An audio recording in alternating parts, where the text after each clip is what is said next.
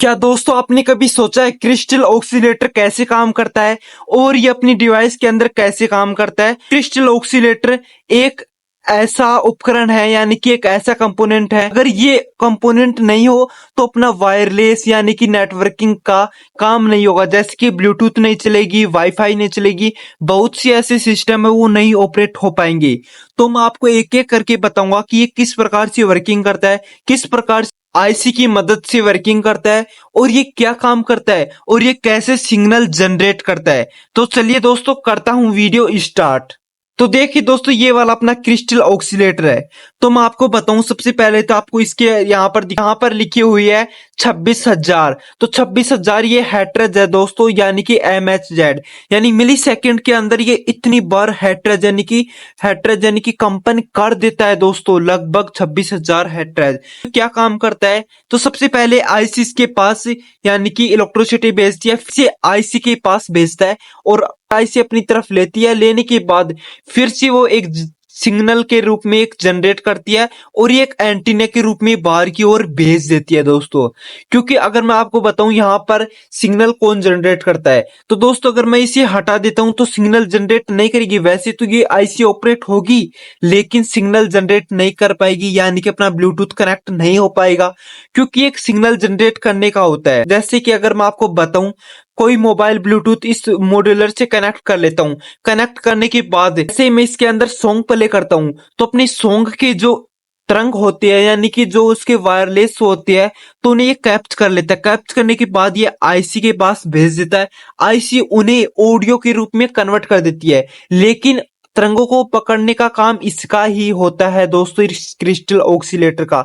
आप सोच रहे होंगे कि ये तो ब्लूटूथ मॉड्यूलर में काम आता है, कहीं पर भी काम नहीं आता।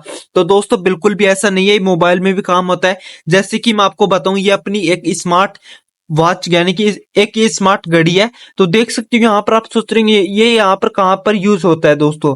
तो आप सोच रहे होंगे कि यहाँ पर तो कोई भी ऐसा कंपोनेंट नहीं लगा हुआ है दोस्तों। तो अब मैं आपको सिंपल तरीके से बताऊं, ये वाला कंपोनेंट है जैसे कि ये वाला, तो ये अपना इसी का ही है।